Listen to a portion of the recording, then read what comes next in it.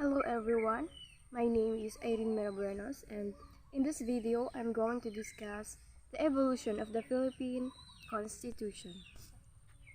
To fully understand how the Philippine Constitution evolved, let's start with the definition of a constitution. What is a constitution? Constitution. It is a set of rules that guides how a country, state, or other political organization works. So this is like a rule book for the government. All rules stated in this book must be followed by the government. This document also creates the branches, the powers, responsibilities of government, and also contains the right of the people. And it is illegal for the government to violate these rights. If they do, they will be punished by the law. The Constitution is also known as the supreme law of land. This means that it is the highest law in the country. The government cannot pass a law which goes against a constitution. All laws must comply with the principles set out in the Constitution. Take note of this. No one, not even the President, can go against the Constitution. So here is a fun fact. Did you know that every February 2 is our Constitution Day?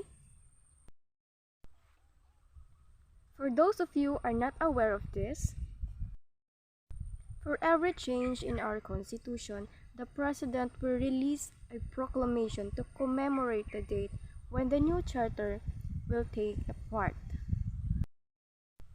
This is called a Constitution Day. The latest Constitution of the Philippines was ratified on February 2, 1987. This is the reason why we celebrate the Constitution Day every 2nd of February. So now that we already know the meaning of Constitution, let's move on to the importance of Constitution. So, why is it important for us to have a Constitution? Importance of Constitution. First is to maintain law and order. Imagine our country without a constitution. It would be on chaos. We Filipinos will be denied of our rights. An anarchy is possible. When we say anarchy, it is a state of a society without authorities or a governing body. So without some who will lead us, a society will be in a total confusion. Second, it imposes rules and regulations. The Constitution serves as a guide to the government officials in managing the government. It tells them the things that they should do and the things they shouldn't do. Third, it protects individual freedom and rights. So, if you're posting on Facebook, Twitter, or Instagram right now, you are exercising your freedom of expression expressed in our Constitution. This is just one right. There are rights that we can show because of the Constitution. So, we really need to be thankful to our Constitution. Fourth, it limits the power of the government. Without a Constitution, greedy officials will take advantage and the government will function according to its will. So, it is a must for us to have a Constitution. Now, let's move on to the evolution of the Philippine Constitution. What you're seeing right now is a timeline of all the constitution in the Philippine history. We have a total of 6 constitutions, starting from the first constitution, the 1899 Malolos Constitution, down to the latest constitution Among these six constitutions, only three effectively govern the country. These are the 1935 Constitution, the 1973 Constitution, and the 1987 Constitution.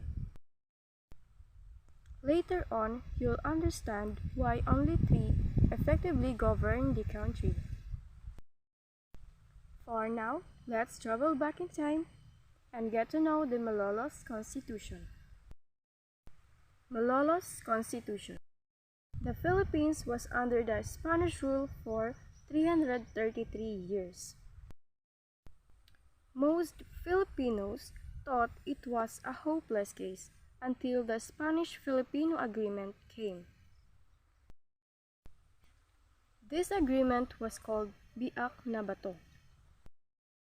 The Spanish government agreed to grant self-rule to the Philippines in 3 years, if Aguinaldo will go to exile and surrender his arms.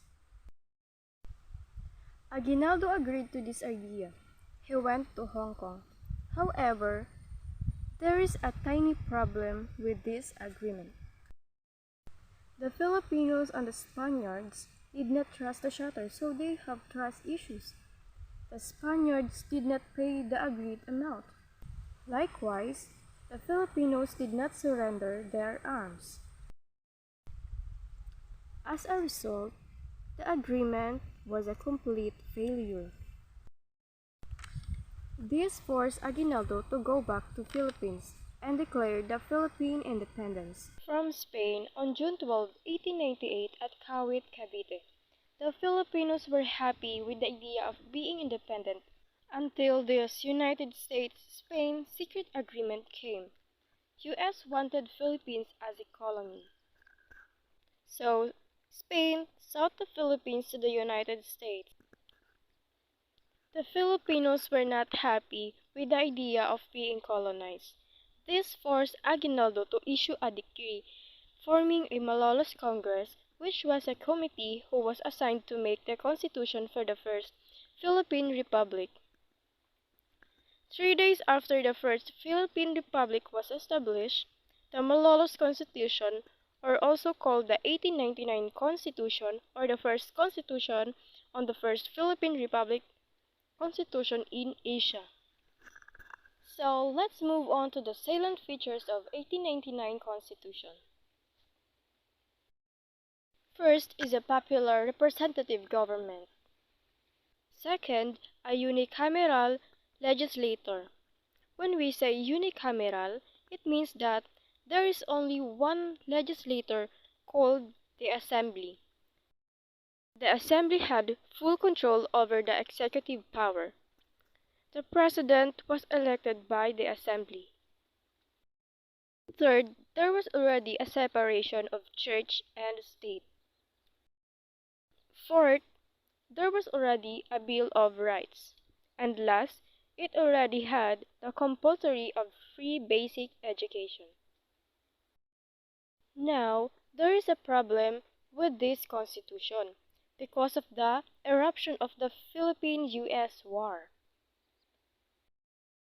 in which the Philippines lost the battle. After the Spanish rule, the Americans came to the Philippines. The Filipinos were again colonized for the second time. During the American period, an American-inspired constitution was made. This was the 1935 Constitution, which was provided the legal basis of the Commonwealth government or the transition government before granting the Philippine independence. Now, here are the salient features of the 1935 Constitution. First, it had a bicameral legislature. When we say bicameral, there are two legislators composed of a Senate and a House of Representatives. Second, the President was elected for a 4-year term together with the Vice President without re-election. Third, it introduced the right to vote or suffrage by the age of 21 plus male citizens of the Philippines and extended to women as well. The 1935 Constitution was not the first constitution, but it was the first one to be fully implemented. However, the implementation was interrupted because of the Japanese occupation in the Philippines and the Japanese invaded the Philippines. Various presidents ruled the Philippines using the 1935 Constitution until President Marcos came into the picture. President Marcos was elected in 1965 and was re-elected in 1969. During his time, there was a plan to make a new constitution. Delegates were elected to a constitution convention which began to meet in 1971. In 1972, just before the end of Marcos' second term, he declared martial law because of the growing communists. But according to victims of martial law, he did this to influence the ongoing Constitution Convention. As a result of a Constitution Convention, they wrote a constitution in line with what President Marcos wanted. This was the 1973 Constitution. Now, here are the salient features of 1973 Constitution. First, it was established for the first time in Philippine history. A parliamentary government with prime minister and a president. Second, legislative power was vested in a unicameral National Assembly elected by the people. Third, legalize all decrees, proclamations, and orders of the President. There were various amendments in the 1973 Constitution, but the most controversial was the 1976 Amendment. Here are the amendments in 1976 Constitution. First, the National Assembly was replaced by the interim Batasang Pambansa. Second, President would become the minister or the Prime Minister exercised legislative powers until martial law was lifted. Marcos thought that everything was in place until one of his enemies came back to the Philippines. This was Benigno or Ninoy Aquino. Unfortunately for Ninoy, it was not a happy ending for him. He was assassinated, and this led to a widespread outrage and forced Marcos to hold this snap election. The results were controversial that it forced the Filipino people to a historic uprising known as the EDSA People Power Revolution 1, where Marcos and his family went to exile and Cory Aquino became the president.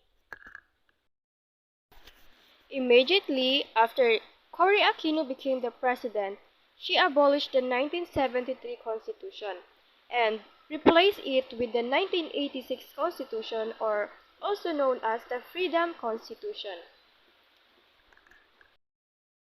Now, here are the salient features of the Freedom Constitution. First, it was a verbatim copy of the 1973 Constitution minus the provisions on the Batasang Pambansa. Second, Aquino vested in herself both executive and legislative powers. Third, a transitional constitution that lasted for a year. And then, a new constitution was created, which was the 1987 Philippine Constitution, or sometimes called as the Anti-Marcos Constitution. The 1987 Constitution revolves around four themes. First, upholding of national sovereignty. Second, democratic governance and the prevention of another dictatorship. Third, respect for human rights and civil liberties. Fourth, promotion of social justice. The Constitution provided the three branches of the government: the executive, legislative, and judiciary. So, these are just like a basketball game. There are players, coaches, and referee. The executive is like a coach who leads the team, and the legislative branch, they act as the players since it was divided into two houses. And the judicial branch is the referee of the game that helps to clarify the rules and make sure that each side is acting fairly, and of course the viewers.